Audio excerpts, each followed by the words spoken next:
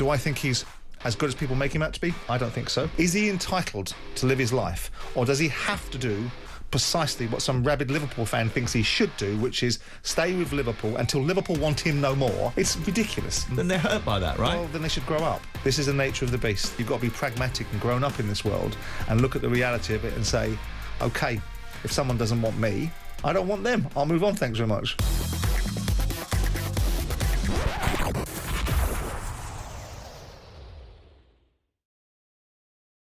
We've got some huge breaking news. talkSPORT understanding that Trent Alexander-Arnold has agreed a move to Real Madrid and will leave Liverpool at the end of the season.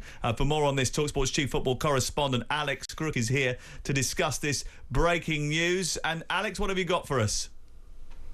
Yeah, good morning. Bad news as far as Liverpool are concerned, but maybe not that surprising.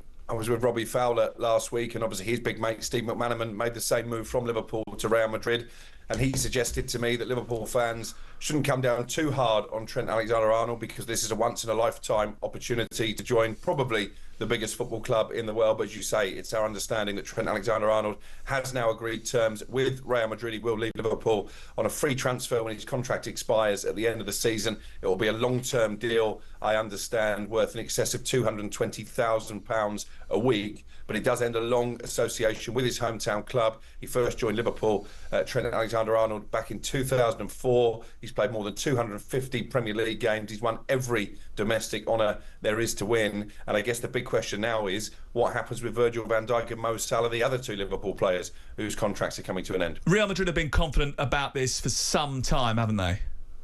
Yes, they have, and I think actually the deal probably has been done for some time because, of course, he was free to start formal talks in January with overseas clubs as a free agent this summer. I think out of respect to Liverpool, Real Madrid have kept them informed along the way, and I think really they wanted to keep it under wraps until the Premier League was won. Obviously, they're out the Champions League now, so there's no prospect of Liverpool meeting Real Madrid in that competition. And I think he'll go with his head held high. I know there'll be some Liverpool fans who will be disappointed that he's made this decision to leave his hometown club. As I say, the allure of Real Madrid is too strong for most players, isn't it? It's our understanding that Trent's been trying to keep this under wraps until maybe the title was run? Yeah, I think so. I think in fairness, unlike Mo Salah, he's not really commented publicly on his contract situation. I think he's tried to be as respectful as possible to Liverpool, and he didn't want any kind of distraction or any kind of blame if Liverpool's title challenge did diminish. It doesn't look like it's going to happen. There's 12 points clear at the top of the table, and what a perfect way to bow out with the Premier League winners' medal once again around his neck. Does pose a big question about what happens next, doesn't it? The big recruitment drive is going to be required in the summer. Yeah, I think it's a massive summer for Liverpool. I keep hearing murmurings of Alexander Isak being a big target.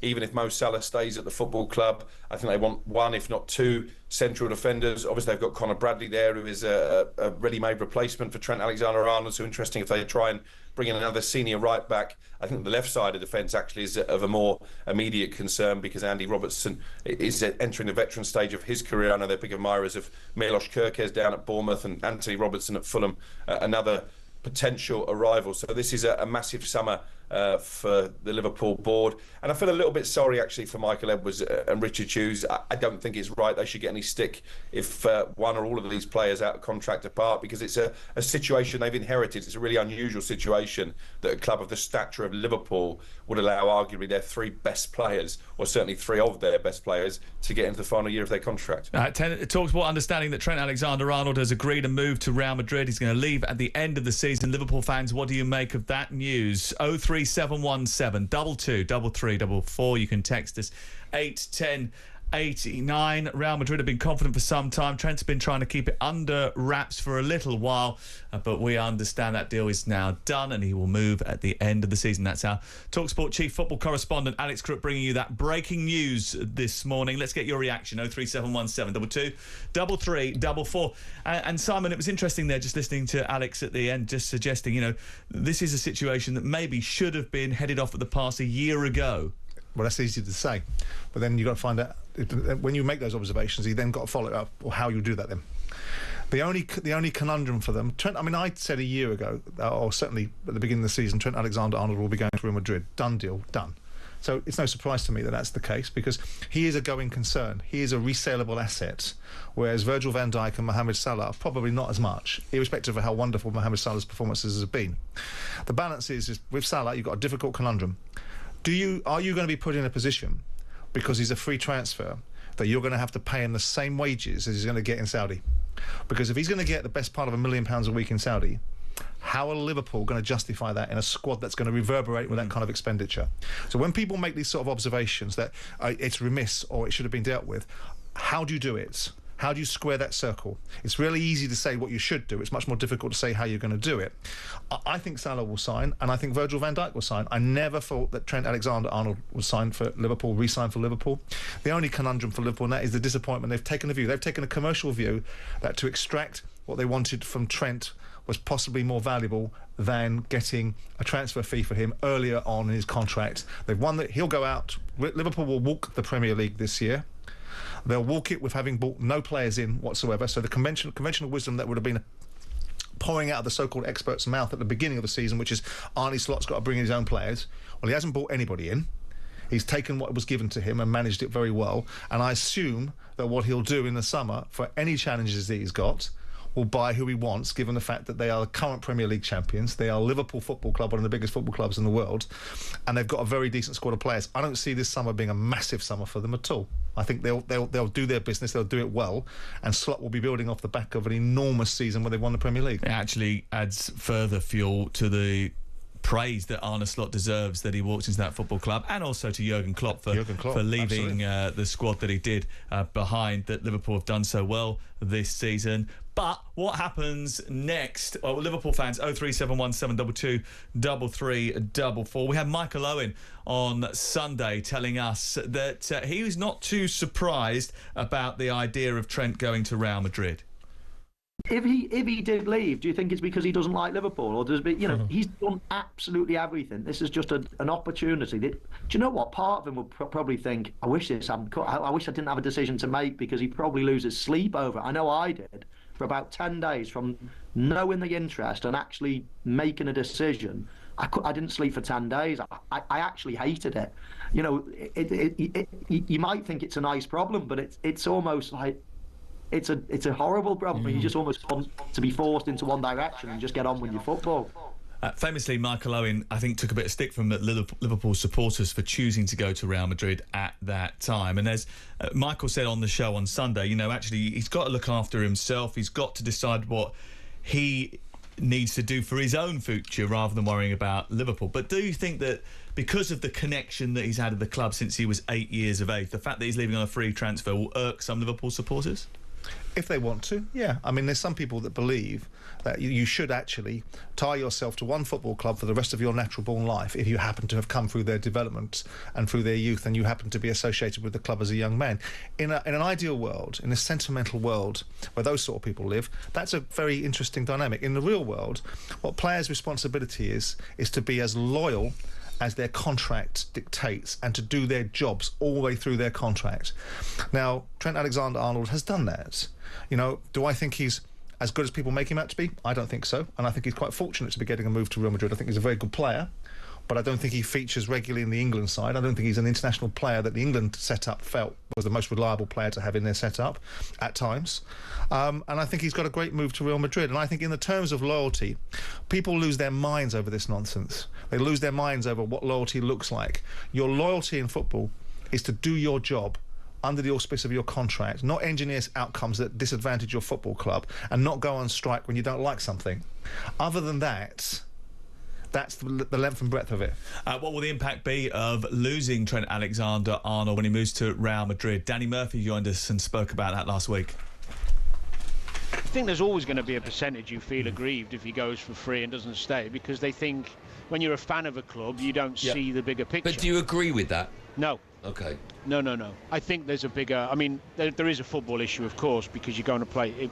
potentially going to play for one of the biggest clubs in the world in Madrid, but there's also, he's lived in Liverpool his whole life, or in the area his whole life. He's been at one club his whole life. He's won everything there. What's wrong with wanting a new adventure, not just from a footballing perspective, but also from a lifestyle perspective? Neil is a Liverpool fan. He's first through to Simon Jordan. What do you want to say? All right, boys. what it is, I just want to explain why Trent will be hated by Liverpool fans, proper Liverpool fans, that is. It's not that we can't see the big picture, playing for Real Madrid, living in Madrid, being a millionaire, getting paid what he pays. We get all that. But there's ways and means of going about it. And players have left Liverpool and been clapped out the door for a big transfer fee, like Alonso, Mascherano. The people who you've put on this morning supporting Trent have done the exact same thing and left the club in the lurch and haven't shown the club any respect. And that's Owen and McManaman, who are not really welcome back in the city and not appreciated the way they should be for the football ability that he contributed towards the club. And Trent's going to be exactly the same. And it's so frustrating when you hear people saying, "Oh, I don't know why people are having a go at him." It's simply because of the way he's conducted himself. He could have told the club 18 months ago that he wants to leave, and he could have got a fee for him, but he hasn't. Like the rest of them, and he's walking out on a free, and it's a disgrace. Simon? Well, look, I understand his point of view, but if you not understand the process, who knows what was discussed between the club and Trent Alexander-Arnold? Who knows when Real Madrid made their real interest, significant interest, clearly available to... If it was at the beginning of last year, if it was a year ago, then Liverpool could have turned round... Well, none of us know factually. We all know from supposition point of view. We've all got an idea, but none of us have been in the room. So if it was a year ago, then Liverpool could have turned around to Madrid and said, right, well, on the basis of where we are now, that he has indicated he wants to go, we want you to buy him. And Madrid could have turned around and gone, well, we don't need to. We'll take him in a year's time for free. What do you do in that situation? Well, Trent never, and that's why he's going to get the stick and why he'll never be welcome back. But again, I ask you the question. If indeed Real Madrid really nailed their colours to the wall with the player a year ago and said to the player, we're going to come for you now, we want you, we're going to come for you. So Trent Alexander-Arnold knows at that time. He then goes to the club and says to the club, for all we know, I'm going to leave. I thought Alexander was going to leave a year ago. I knew he was going to leave a year ago. So here we are now. Liverpool go to Real Madrid and say to Madrid, OK, if you want him, take him now. And Madrid go, no. We don't need to. We'll take him in a year's time for free. Neil, what about how's that the players' fault? What about the fact that we understand that during the January transfer window, they did make an approach to Liverpool to take him during January and to pay a transfer fee, but Liverpool said no. Yeah, it's because of the amount. It was like 20 million, wasn't it? And we were going on all fronts at that time. And don't get me wrong, if Conor Bradley's injury record was better, then we might have took it and kicked him out the door like he deserves to, but we needed him at that time with Bradley being injured and the competitions we were in. Yeah, it's interesting. I wonder if a lot of Liverpool fans feel that way. 03717223344. Neil, thank you very much for getting in touch with us. Morning, gents. Great show. Stuart Bremner in touch here. He says Trent is doing what's best for him and his family. Madrid will provide a better package for his family. As for Madrid, the moves means that Valverde will be playing in his preferred position. Trent will have the freedom of the Bernabeu. Every player in front of him is technically superb. I can only see Madrid going from strength to strength as a result. That's from Stuart. Hi, Sam. I've got no issue with Trent leaving, but on a free transfer, it's totally incompetence from the Liverpool board. It's shameful, says Stephen Mansfield. I actually think Liverpool will become stronger without him, says Luke. Our defence has had to cover him far too much. Devastating going forward, but not consistent enough. I think Real Madrid fans will eat him alive. That's from Luke. 03717223344. Joe, what do you want to say? Morning, gents. Great show. So obviously back to what Akula was saying in terms of Trent. I'm on the opposite side. Now, obviously, don't get me wrong, the guy's been there since he was a kid, so you have to respect him for what he's done. Like Alex said earlier, he's basically won everything at Liverpool. Now, like Simon said earlier, it's one of them that the loyalties in football, they aren't there no more. So it's one of them that if he can go and maximise his potential earnings throughout his career and play in a different country where the weather's better, obviously, in terms of the club, it's massive. You can't sit there and deny it from Real Madrid. When you've got fans sitting there and saying that they hate on Trent Alexander-Arnold, that's absolute nonsense. You shouldn't be hating on a player for benefiting in his career. Do you know what I mean? He's achieved everything at his boyhood club. And when it comes to him being retired or playing like a Legends game, I will be one of them fans that would sit there and go to Anfield and clap him onto the pitch. And if I had to have a conversation with him, I'll say, mate, absolute quality for your service throughout your entire career. I wish you all the best, you know what I mean? You can't be sitting and hating on a player that wants to progress in his career when he's won everything with his boyhood club already. As an owner, if a player of an asset value of Trent Alexander-Arnold ran his contract down and left for free, how would you feel? I'd feel that in part I was responsible for it, and I would take the prerequisite medicine. I don't hear the Liverpool Football Club crying. I think some of these people that come on and talk about the decisions that people make, I'm never one that always aligns with players. In fact, I'm the polar opposite of it. The fact I'm aligning with Trent Alexander-Arnold isn't me being a contrarian. Everyone that says when someone gets made a choice are very rarely the people that get those choices themselves. They're the sort of people that says everyone else should pay more tax, except, of course, when they have to pay more tax. In this instance, Trent Alexander-Arnold has made a choice. Has he performed admirably for Liverpool Football Club during the time he's been there? Has he ever let this club down? Is he entitled to live his life, or does he have to do precisely what some rabid Liverpool fan thinks he should do, which is stay with Liverpool until Liverpool want him no more and discard him when they finish with him? It's ridiculous. He's performed admirably for Liverpool, and the only challenge is, should he have gone for a fee? OK, how much did Liverpool pay for him?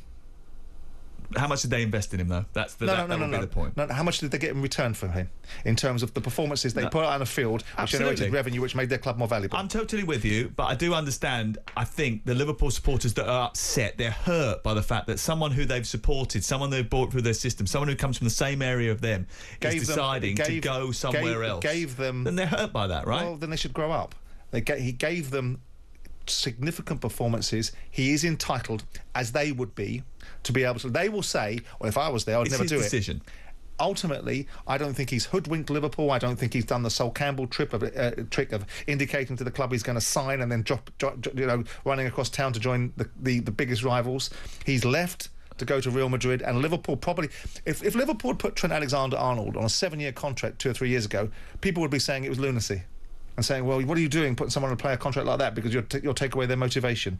This is the nature of the beast. Liverpool will go on. They've gone on. Every single player that has departed from Liverpool that has seemed to be a lightning rod for success, whether it be Keegan going to Hamburg for 500 grand in 1978 or whenever it was, 77, or whatever it is. Liverpool went off to Italy. Every football club, every time Liverpool has lost players, it has come back and gone on to achieve things, and it will carry on now.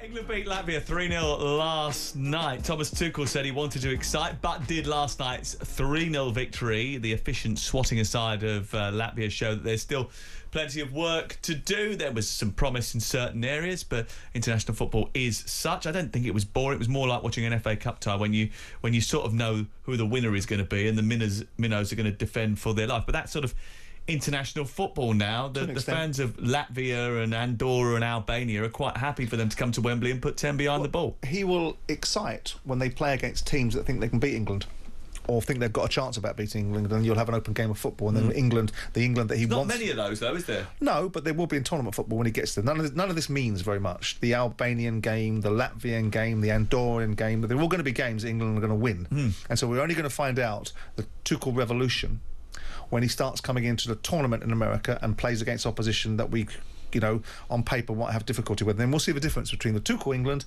and maybe the Southgate England, and we'll see the in-game management, the changes that are made to be proactive rather than reactive, and the policy of being on the front foot from the outset rather than waiting for the opposition to do something for us before we react. Those are all the things that people are waiting to see if Tuchel will do differently to Southgate. He's making noises about how he wants his players to be. He wants his players to be brave. He wants them to play for England. They're the best in class. If you're the best in class, then you should be the best in class, which means I shouldn't encourage you to have to be brave. The shirt shouldn't be heavy. You should be able to play for England. And that's a psyche he's trying to build up. So however we beat these sides, who are not there to really make it an open game of football, they're going to bank up, make it difficult. And for most sides, it's difficult to break. But for domestic sides that have teams that bank up against them, they have the luxury of playing with one another every single week, being able to create the patterns of play that enable the ball to be moved around quickly and get teams to be broken down. At international level, he don't have that luxury. So I don't care how we play against Latvia or Albania. I don't think it's a light switch. I don't think you turn it on. I think this stupid analysis of instantaneous gratification is absurd. The only time I care about Thomas Tuchel is when we rock out against someone like the French or the Spanish or the Germans or the Italians or whoever we're going to play in a meaningful game in the World Cup. And we do to them what we haven't done before. And when we do that, that's a Tuchel revolution. Unlikely that we'll see that maybe until even the quarter-finals of the World Cup, should they get that far. And that's fine. And we accept that. And that's the reality of these tournaments. That's the reality of being seeded so highly that you get the kind of draws that you get. So we get these kind of meaningless games, which is why international football ranks down the pecking order of what domestic English fans think of football, full stop. So should we change it? To what? Well, do you know what? You know, and I had a little conversation yesterday with Martin Keown in the break, didn't we? About, and I was suggesting that we should reform the way we qualify. So I thought about it a little bit more deeply last night. What about changing the Nations League to two 26-team leagues, League A and League B, ranked in order of the world rankings, and played in the Swiss style like the Champions League? With significant promotion and relegation, which decides the places that Europe take in the World Cup and decides who qualifies for the Euros, as well as being a tournament like the Nations League in and on of itself. Bearing in mind something like the top 13 goes to the World Cup, the top 20 will go to the Euros, and then you have 4 playoff places to appease those further down the rankings. It might be the bottom and the top of the second league. Teams of a lower level get to develop without spending their lives playing a low block, playing against teams of a similar level and matched games, and higher grade teams meet more often, so England get the chance to test themselves against the best, and we get a raft of better matches for the public. For football fans and for the viewing public, that has more integrity in terms of the performance outcomes, because you're going to see better games. The challenge is for the tournaments, even in themselves, the broadcast rights that are sold are banking on countries like Italy and Germany and France and England being at these tournaments. The last thing they want to see is the big nations somehow or another not featuring in the tournaments. So the cynical side of me suggests, the fan in me suggests that those sort of things are more meaningful. When I grew up watching England play, and I was fortunate enough to go and see my first game in '78 when Steve Coppell made his debut and scored against Czechoslovakia 1-0. Viv Anderson made his debut as the first black player to play for England. He was there last night. Right, and I remember going to it, and England and football seemed to be so much more competitive. We played Italy in qualifying tournaments and got knocked out in 1977, you know, out of the World Cup campaign when Don Revie left and Ron Greenwood took over. So you remember those games and you look back on the fact we seem to be playing more meaningful games, and here we are now, with due respect, playing Andorra and Albania and Latvia, which are almost foregone conclusions. Yeah, well, there's the reasons for that is England have got a hell of a lot better. Correct. And also the rest of the world's got poorer as well. Well, there's more nations, so it's a diluted pool. But that is ultimately the benefit of the World Cup. You want to see, and of course nations have split up and countries have become regions of one another. You've got ultimately the breakup of the USSR and all the different countries that came as a result of that. But the bottom line is that again there is a cynical part of the conversations that does want to have the bigger nations that are going to bring the bigger viewing percentages to the various tournaments, whether it be the Euros or the World Cup. And this idea that by the bigger sides playing one another more frequently, you're going to see what happens in the Champions League, which is very, very close to the big sides going out of this tournament. The PSGs of the world and the Man Cities of the world were very, very close to going out. And so I like your idea. I think it has footballing integrity. On the flip side of it, those that organise tournaments that base their thinking and their budgets and their desire to see success and pledge to the various tournaments like the World Cup, which is the reasons why Trump got it to America, because he told FIFA, I'm going to give you $15 billion for this. The expectation is to see the big countries being part of it.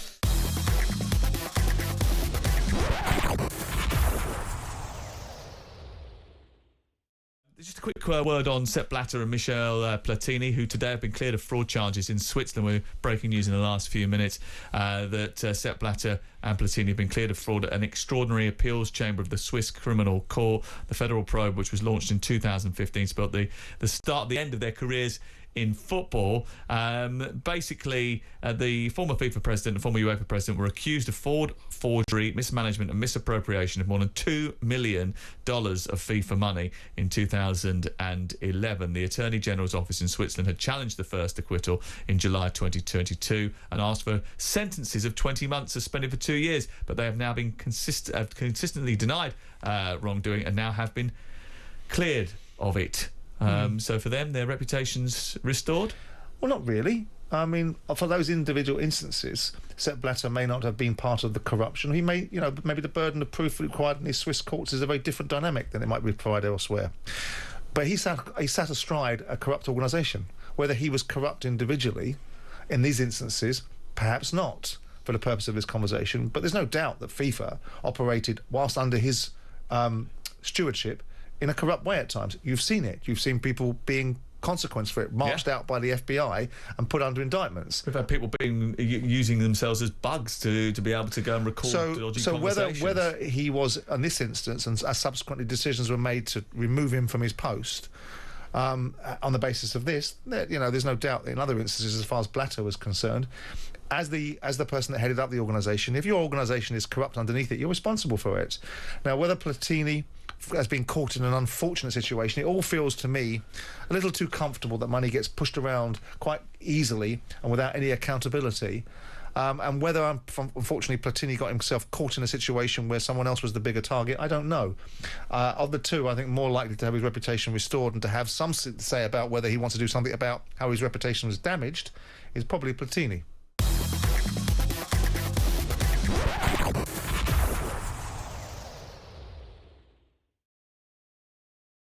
Pete is a Liverpool fan in not a great mood this morning after hearing that news about Trent Alexander-Arnold. What do you want to say? I normally agree with Simon. I get what he's saying, but he's thinking about it with no emotion, right? Football without emotion is nothing. And for me, Trent has destroyed his legacy. He couldn't even get up, and now he's going to be like Michael Owen, and he's actually worse than Michael Owen, because Owen left when there was a time where we weren't really winning stuff. Now he's in a position to win everything at his boyhood club. But he has won everything at his boyhood club. He's won the Premier League, he's won the FA Cup, he's won the EFL Cup twice, he's won the Community Shield, the Champions League, the Club World Cup and the Super Cup. Yeah, but you're talking like, I mean, this lad, what has he got, 350 appearances or something? He could have more than Callaghan or Jamie Carragher if he stayed. He could go on to be the captain in a year or so. He literally could have become probably, he'd been in the conversation with Kenny and Stevie. That's kind of what he's thrown away to play for Real Madrid. Okay, 0371722. If you listen to Michael Owen's interviews, every interview he does now, he tries to excuse his decision to go. So what is it that you're upset about? I mean, the fact that he has not been able to fulfill the legacy that you desired for him, or the fact that you feel that it's wrong that he's sort of departed Liverpool and left you hankering after him? Has he upset you by turning his back on the club that you love? Is that where it comes from? A bit of both. Look, as a scouser, I love the lad for that corner against Barcelona, you know what I mean? But, he could have won so much more, and it's just the way he's left. I coach kids. My kid plays for an academy, and you've got you see them and they support Liverpool or Man City or United or Chelsea. That's their dream, to play for them. And then I think a lot of these footballers should remember that when they're kids, they give anything to play for that club they love. And then they get that opportunity and they go, oh yeah, I'm going to go to this team now because my mate plays there. It's ridiculous. What is he, 10? But do you begrudge... This is a young man that now has done a great job for Liverpool, cost you nothing, came through your academy, paid back whatever was paid in his salary by his performances on the field. Do you begrudge him seriously as a young man wanting to go and experience different things in the world, different cultures, different environments? Do you really begrudge him that? In the circumstances, yeah, leaving on a free, leaving when he could win everything again. Okay, you'd say he's won everything with the club. He's won one title, which is great, right? But you look at those United lads who've won 5, 6, 7 league titles. That's what he could possibly, I'm saying would, but could possibly go on to achieve. But just playing devil's advocate, he probably thinks, well, yeah, okay, I've won the Premier League twice, I've won the Champions League once with Liverpool, but now I want to go to a club where I can possibly win it again in a different shirt and be a 2-3-time Champions League winner, but have done it at multiple clubs and show how good I am to be able to fit into 2 different teams. Look, he may well think that, but I'd be interested to know what he thinks when we play Everton in a week or so, and they're singing songs about him because he's left, and the scouts in our team, that's not going to get sung anymore, is it? It's like I think that's another thing. The fact is that when you support a club like Liverpool, he is a scouser from Liverpool, and you want someone from your local area in your team, and he's not. I understand exactly the point that you're making, which is that sport thrives on emotion. Not logic, emotion. But there's also something about having some grace and being gracious. I think it says more if you're able to say and rise above. Liverpool Football Club is a phenomenal football club, one of the greatest football clubs in the history of English football and in world football, and it is bigger than any one player. So there's something more significant about having the grace to say, well, if you want to go, son, we'll replace you with someone better. You've had your time. We've enjoyed having you here, and Liverpool Football Club is more important than getting their nose put out of joint by one player leaving who came through their youth system, didn't cost them any money to buy, rewarded them with his performances, and has chosen for him and his family to go and play at another football club. That's it. Now, people can say, well, you don't get it. I get it entirely. I bought a football club that I supported and that my father played for. I get it. I backed it with my own money. So I get entirely what they're thinking. But also, you've got to be pragmatic and grown up in this world and look at the reality of it and say, OK, if someone doesn't want me, I don't want them. I'll move on. Thanks very much. 03717 223344. Adam is a Liverpool fan. Hello. Yeah, I think I heard the back end of Simon's question about Liverpool fans begrudging for leaving. I think the issue isn't that he's leaving, it's that a situation has been created where he hasn't signed a contract extension and he's leaving for free. Trent claims to be a Liverpool fan. He's grown up in the local area, his family are Liverpool supporters, and he has left his club that he supports in a position where they will struggle financially moving forward.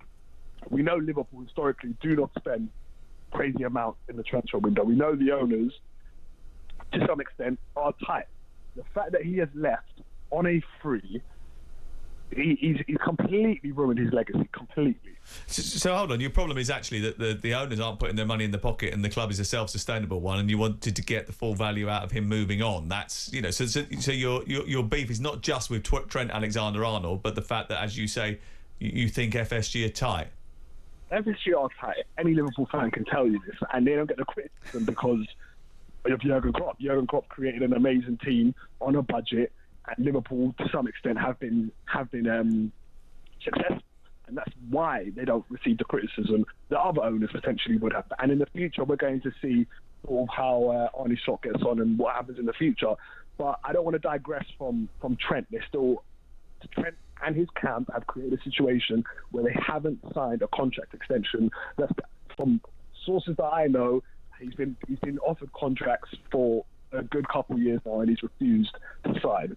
And but if he's been offered contracts that he doesn't think are good enough for him, if you were offered a contract at your job that you didn't think merited what you did, would you sign it? But I don't think that's the case. I think it's more so because Real Madrid have been snooping around Trent for a number of years now, rather than actually what they've offered him. I mean, I'm sure the details will come out in the next few months and so on, but the money that he's been offered, I think by any means is more than reasonable for what Trent Alexander-Arnold offers. These are waffle contracts we're talking here. But he's had his eyes set on Real Madrid, which is fair play to him.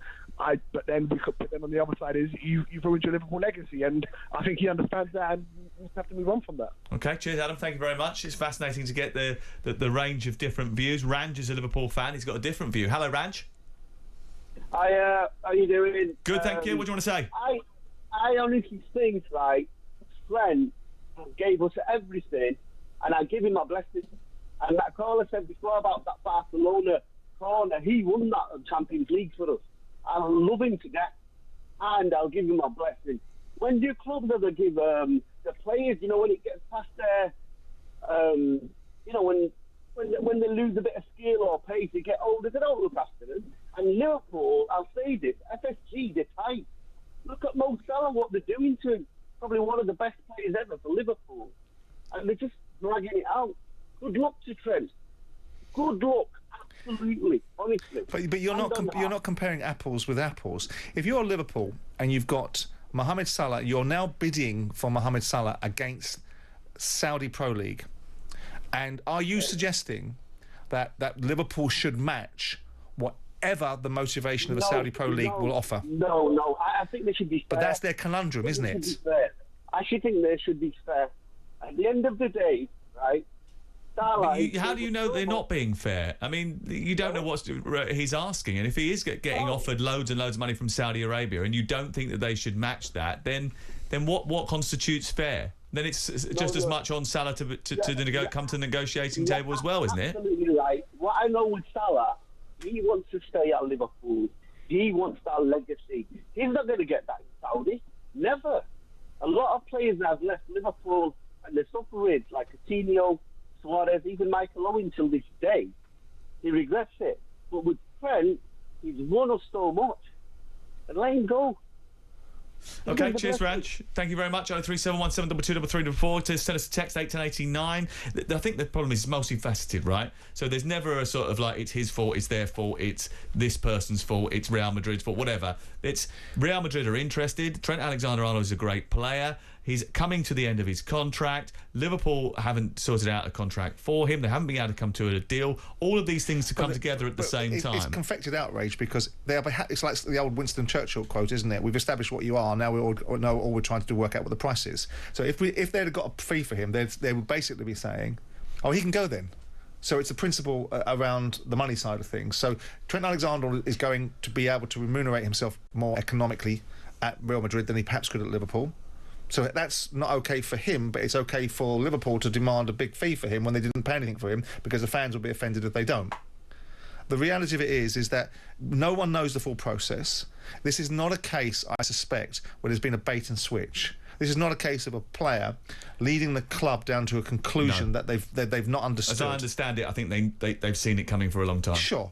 And so Liverpool could have taken advantage of maybe jacking Madrid up to 25 or 30 million quid maybe in January, and there still would be the irrational but understandable response is that the player should stay with the club forever.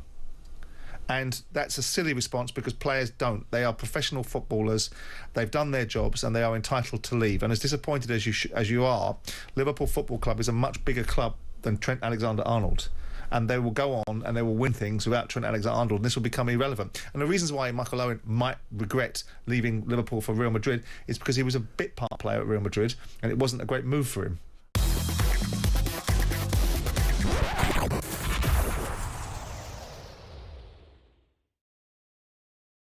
Delighted to say that Viddal Riley, the English cruiserweight champion, joins us in the studio now. Hello, how are you? I'm good. How you doing? Looking forward to your fight against Chev Clark upcoming. The opportunity for you to win is it a British title or European title that you're trying to win? Yeah. A British title that you're trying to win.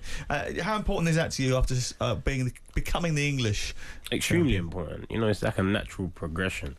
So to be the English champion, have defended that title, to now progress to the British title, which is like the first major, professional title, of course, is a big deal. And you did it by beating someone who was previously unbeaten. Yes, 13-0, Nathan Corliss. It was I think it was a good performance, dominating performance. Won every round.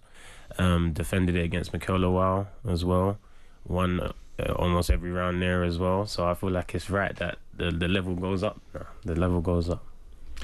Yeah, I think that's right. It's an interesting division, a cruiserweight division. I was a little disappointed in Viddal in the fight against Lawal because I thought it wasn't the fight that I expected. It was I expected a little bit more of you, and that's praise, because ultimately, if I'd expected less of you, then I'd regard you less. But this is an interesting division now. You've got Akoli and Riakporhe vacating the scene. Mm-hmm. You've got CBS. Trying to rebuild his career. So what's the plan for you? And I know you're going to take one fight at a time, and I know you're a bright lad. I know you do a variety of other things as well, but this is your core opportunity now, isn't it?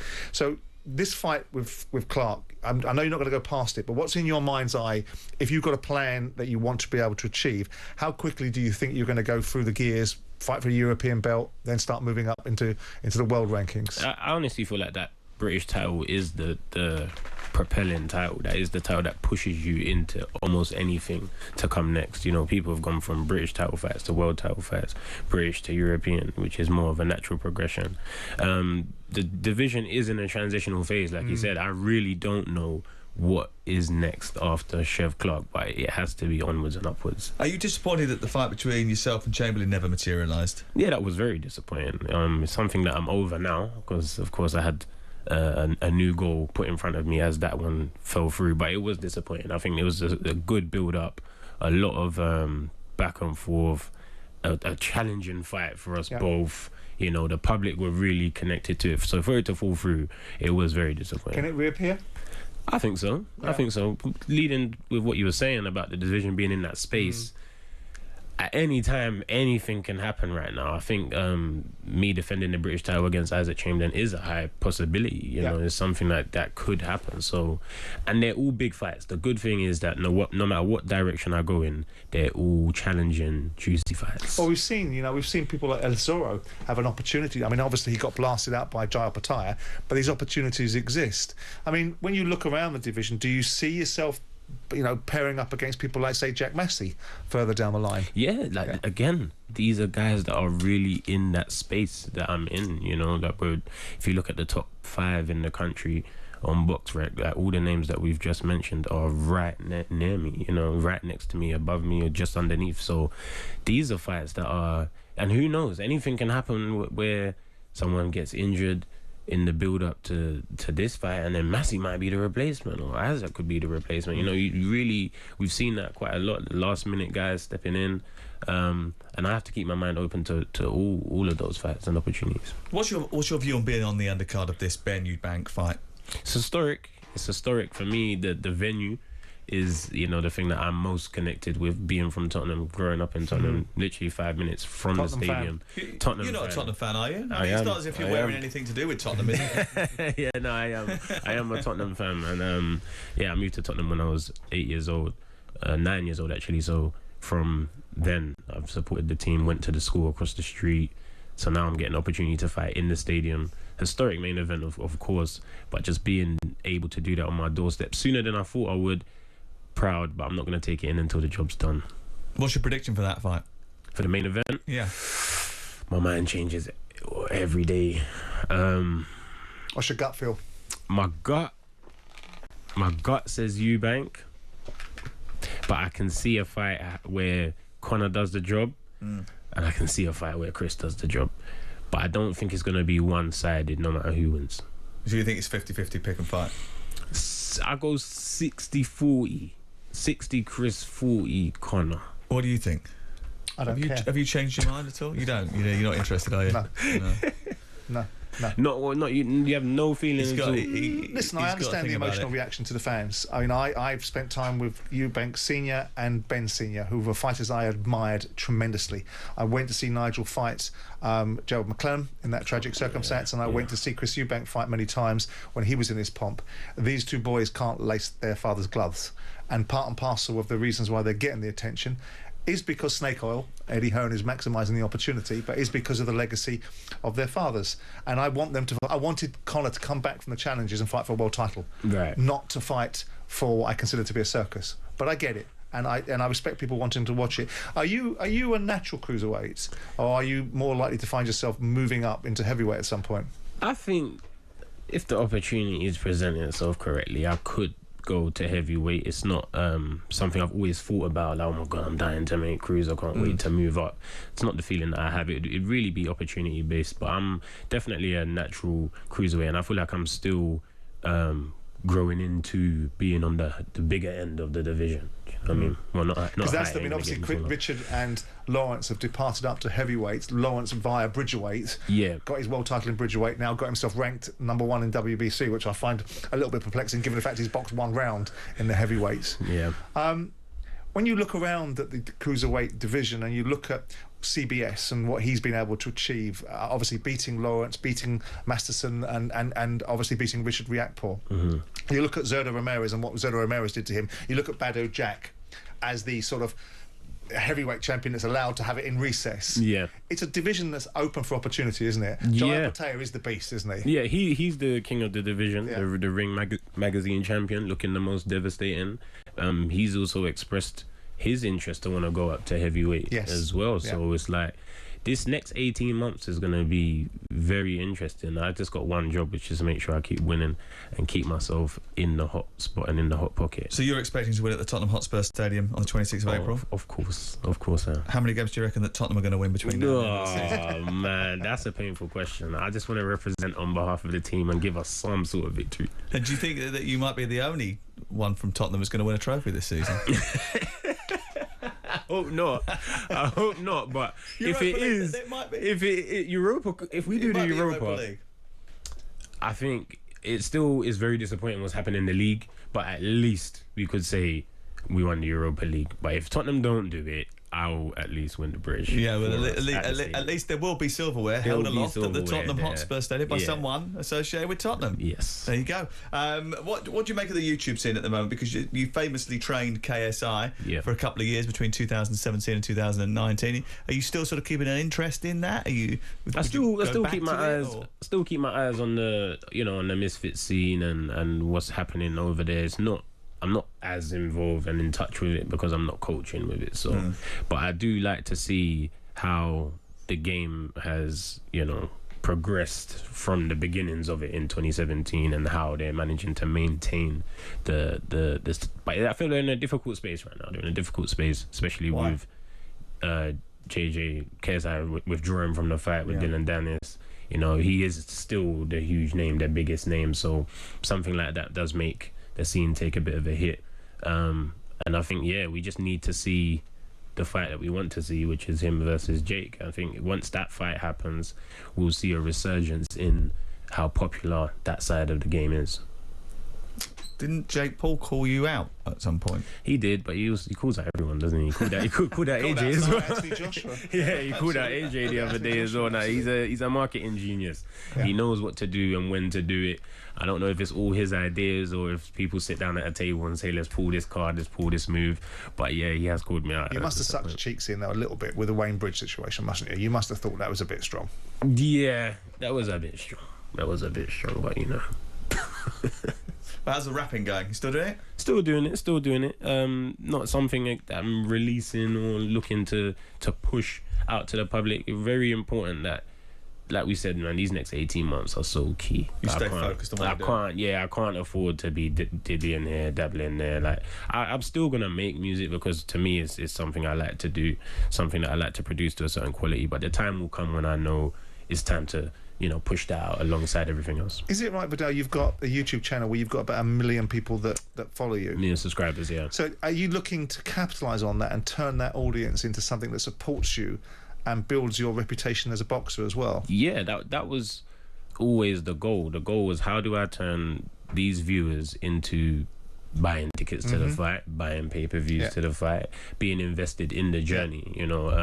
Fortunately, having that channel, people have been able to see every fight of my career. You don't get a chance to see every professional fighter's career, so people can follow your journey. Yeah, I've had the ability of having the camera. Here's my debut in Mexico in Tijuana. Here's my fight here in Vegas. Here's now my fights obviously on Sky Sports, but before that, I've allowed the digital footprint for people to really follow the journey.